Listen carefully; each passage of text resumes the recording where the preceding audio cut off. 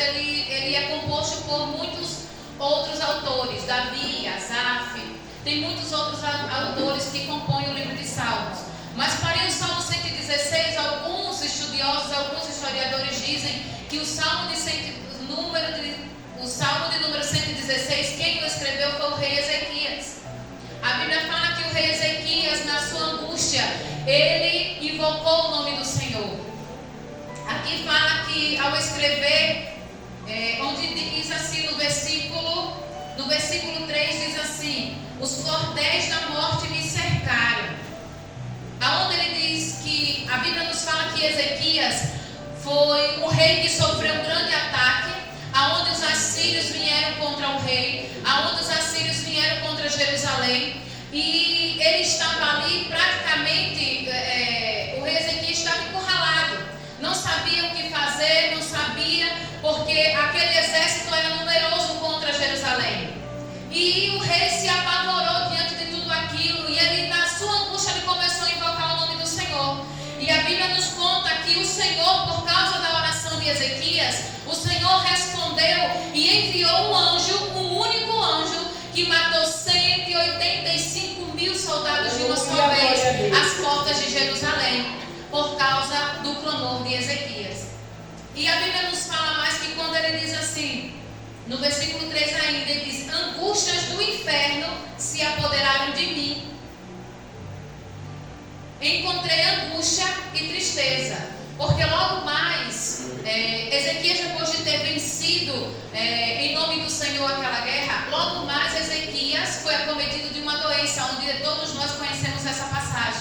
A Bíblia diz que o profeta foi de encontro ao palácio do rei e disse: olha, coloque em ordem a tua casa, porque você morrerá e não viverá. E a Bíblia diz que Ezequias imediatamente ele se virou de costa de frente para a parede e começou a chorar e invocar novamente o nome do Senhor. E por causa da sua súplica, por causa das suas orações, o Senhor livrou Ezequias da morte mais uma vez e acrescentou 15 anos a mais à sua vida. Então o Senhor aqui ele nos fala que esse salmo é um salmo de agradecimento pela libertação. Ezequias chegou a uma passagem tão sofrida, um homem que sofreu tantos ataques, mas mesmo assim ele não deixou de invocar o nome do Senhor. Mesmo assim Ezequias não deixou de glorificar o nome de Deus. A Bíblia nos fala que Ezequias tinha argumentos para falar com o Senhor. E quantas das vezes eu e você passamos por tantas tribulações, por tantas angústias, e imediatamente nós esquecemos em quem nós cremos, imediatamente nós esquecemos em quem Ele nos chamou para essa batalha. E eu e você temos que nos libertar dessas angústias, nos libertar desses cordéis de morte, nos libertar dessas angústias que tem roubado aquilo que o Senhor tem dado para mim e para você. A Bíblia nos fala que quando nós invocamos ao Senhor, Ele nos responde. O livro de Isaías, se eu não me engano, capítulo 33, versículo 3, acho que é Isaías ou é Jeremias, a igreja, quem souber me lembre, mas diz no versículo 33, versículo 3, que diz assim: invoquei o nome do Senhor, ele diz: clama a mim, responder-te-ei e anunciei coisas grandes e firmes que não conhece. Quando nós invocamos o nome do Senhor, Ele nos responde, igreja. Quando nós invocamos o nome de Deus, Ele imediatamente Ele se prontifica para nos ajudar. Mas como a igreja ela tem se prontificado diante de Deus? É isso que o Senhor requer de mim e de você. Como você tem se prontificado? Como você tem se colocado diante da presença do Senhor? Será que você tem se colocado da maneira que Ele requer? Porque a libertação não é algo que vem só do céu, não. A libertação é algo que você toma uma posição, é algo que você renuncia para a tua vida, é algo que você diz: eu não quero mais isso, e você tem por obrigação cumpri-lo. A libertação é um ato, é uma atitude de fé. É a mesma coisa de alguém que tem um vício e fuma, por exemplo, e diz: olha, hoje, a partir de hoje eu não quero mais fumar. Como a missionária Andressa aqui deu o testemunho do pai dela. Ele disse: a partir de hoje eu não fumo mais, deixou de fumar e não quis. Isso é uma libertação. Isso é algo que a pessoa mesmo determina. E o Senhor Ele nos ensina, igreja, que nós devemos todos os dias nos prontificar diante do Senhor. E diz mais aqui, no versículo 4: então invoquei o nome do Senhor, dizendo: ó Senhor, livra a minha alma. Porque muitas das vezes nós encontramos nos salmos pedindo pedindo que Deus ele nos livre, pedindo que Deus ele acalme e acalente a nossa alma. Porque você pode prestar atenção no momento da sua angústia. A primeira coisa que você sente é aquela angústia dentro de você, é aquela tristeza que vem de dentro. A sua alma se encontra abatida. Você não tem ânimo para fazer nada, você não tem disposição para fazer nada, você não quer mais fazer nada que te alegre. Por mais que insistam em te alegrar, mas se você está com a sua alma abatida, você não tem ânimo para nada. Por isso que aqui no livro de Salmos, o salmista diz: Senhor, livra a minha alma, porque a sua alma é a essência. A sua alma é aquela que coloca você de pé, é aquela que tem a consciência pura de que você pode ou não vencer. A tua alma é quem te leva para frente. A tua alma é quem carrega as barganhas. A tua alma é quem carrega toda a sua bagagem. Por isso que o Senhor disse que naquele grande dia a nossa alma ela estará consciente. A nossa alma é a essência da nossa consciência. Nós estaremos cientes daquilo que nós fizemos e vamos prestar conta de tudo aquilo que o Senhor ele tem depositado nas minhas mãos e nas suas. O Senhor diz que de tudo nós prestaremos conta. A sua alma vai estar ciente de tudo isso. Por isso que o Senhor nos ensina nessa noite, igreja, a nos libertar, a tirar essa angústia de dentro do nosso coração. Porque a partir do momento que a gente passa por bonança, por dias bons, a gente está feliz, a gente está tudo bem. Mas a partir do momento que a gente passa por um momento de aflição, a gente esquece daquele momento bom e deixa de crer naquele que nos chamou, daquele que nós temos invocado todos os dias. Parece algo automático, parece que a tristeza e a angústia, a tribulação do dia presente, ela é automática para tirar toda a nossa crença.